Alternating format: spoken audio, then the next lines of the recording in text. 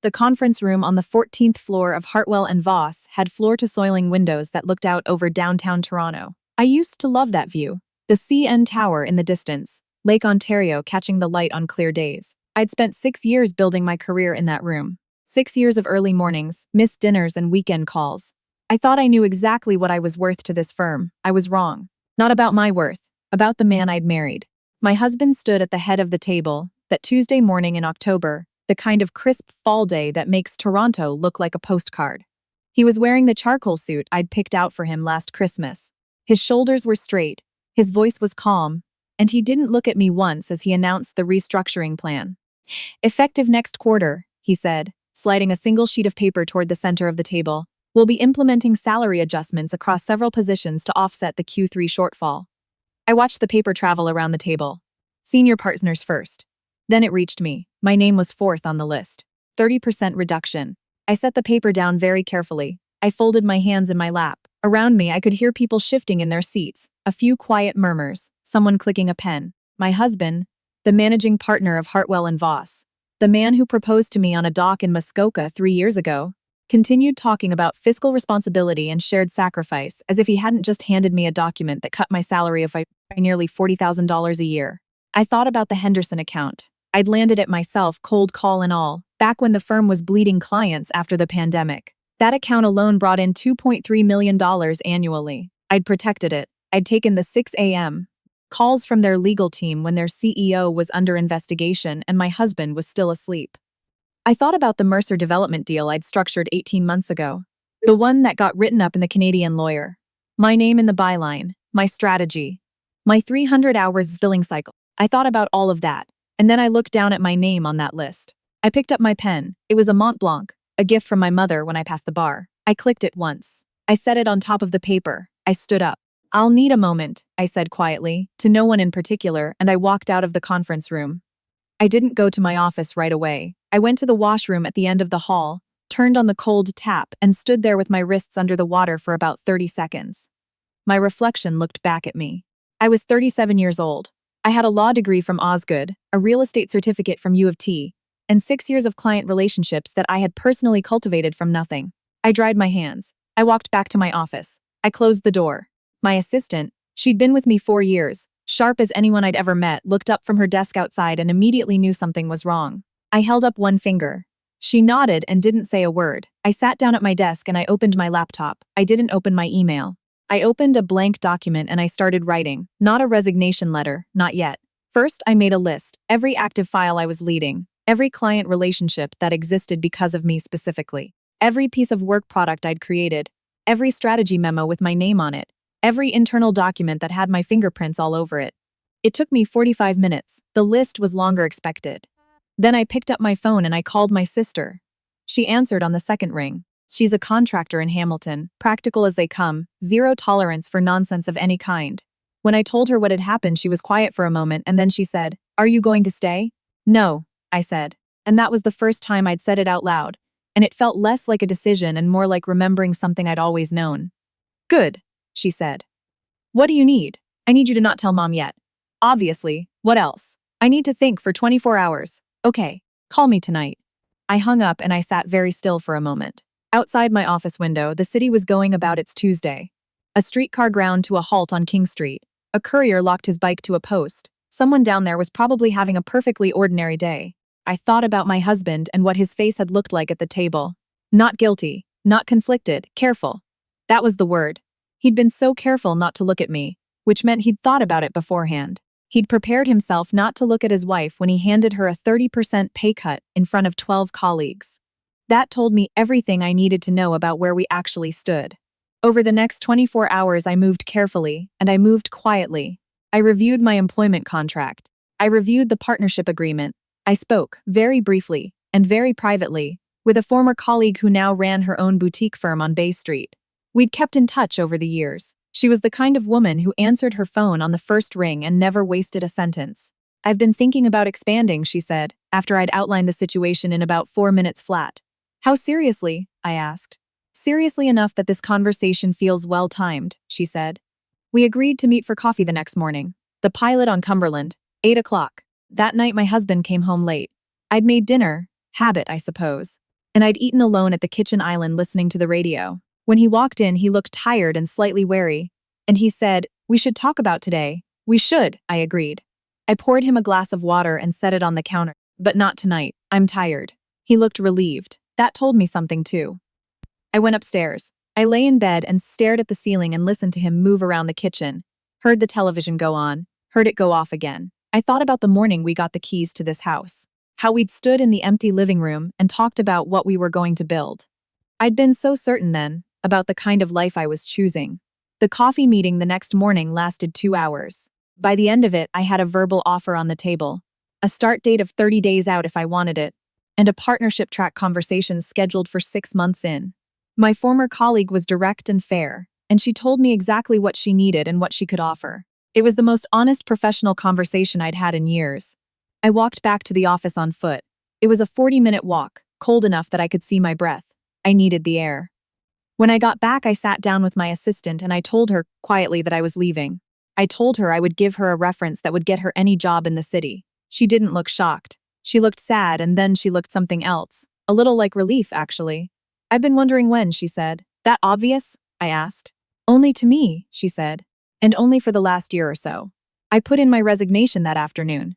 In writing, to the firm's HR director, not to my husband. That was deliberate. I kept it simple and professional. 2 weeks notice, effective immediately in terms of the active file transition plan I was already preparing. I walked HR through the handover protocol. I was thorough.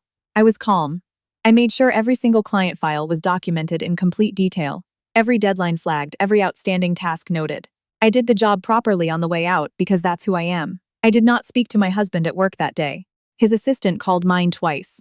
I was unavailable both times. When I got home that evening, I started packing my home office. Not dramatically, I didn't throw things or slam drawers. I was methodical. Files I'd brought home over the years.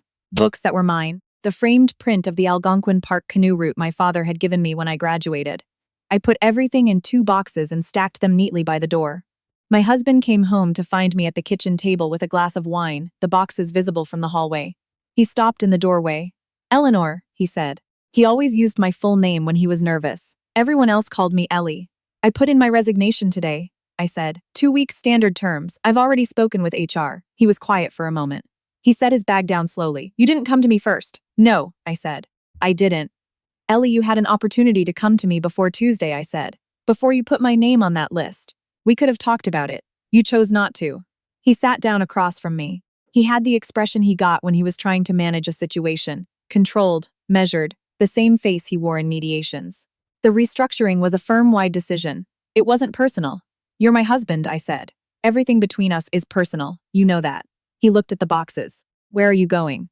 "I have somewhere to go," I said. "That's enough for now. You can't just." He stopped. Started again. "The Henderson account, the Mercer file, those relationships are going to be complicated to transition." I picked up my wine glass. I set it down. "I know. I've already documented everything. HR has the full handover package. The clients will be fine. The clients will follow you," he said. It wasn't an accusation exactly, more like an acknowledgement. He'd known when he put my name on that list what the downstream risk was. He'd done it anyway. "That's their choice to make," I said. That night I stayed in the guest room. I called my sister. I called my mother briefly, just enough so she wouldn't hear it from somewhere else.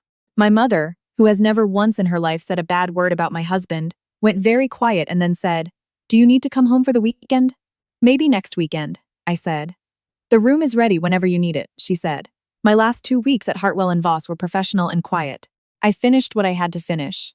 I said goodbye to the colleagues I genuinely cared about. I didn't make a production of any of it.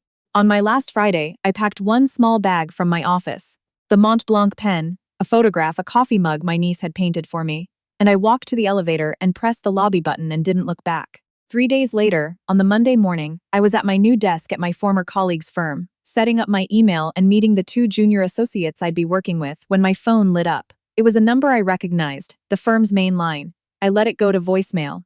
Then it rang again. Different number. The senior partner I'd worked alongside for 3 years, a man I respected enormously. I answered. "Ellie," he said. And even in that one word I could hear it. "We have a situation." The Henderson account had called that morning. Their senior VP, a woman I'd worked with personally for 4 years, had left a message with reception asking to be transferred to me. When they explained I was no longer with the firm, she'd said, very politely, very clearly, that they would be reviewing their representation arrangement. The Mercer Group had sent an email. They wanted a call with whoever was leading their file. They had questions about continuity. 2 other clients had made inquiries.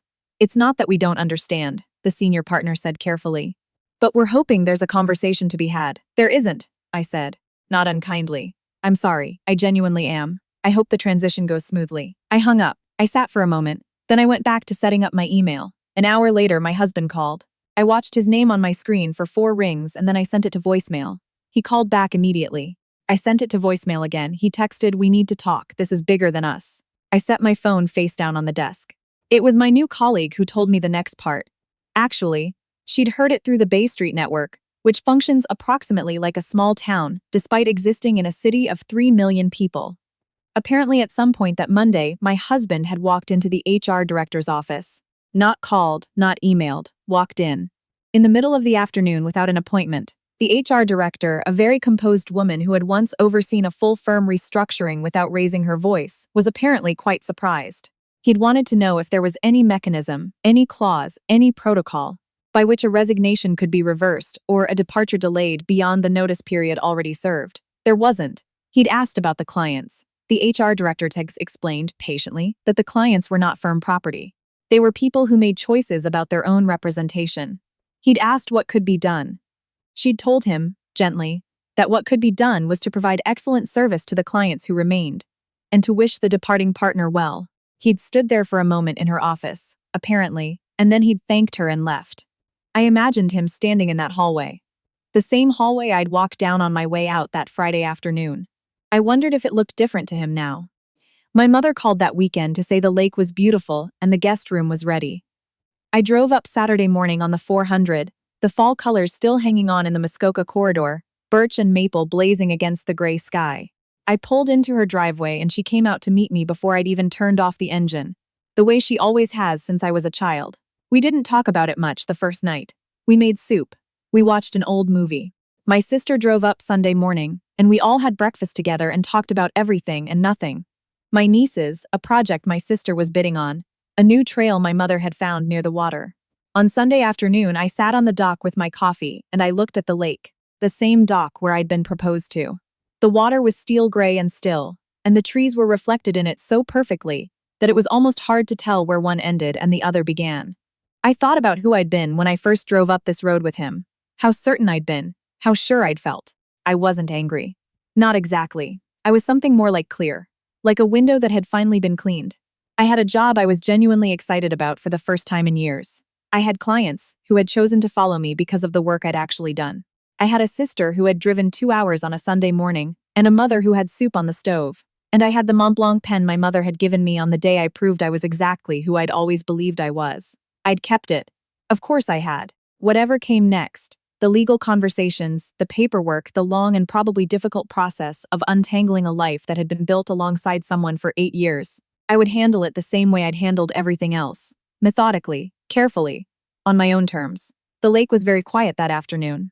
A loon called somewhere out toward the far shore, that long hollow sound that carries across water like nothing else does. I wrapped my hands around my coffee mug and I let myself sit there for a long time. That was enough for now. The rest would come, and when it did, I would be ready.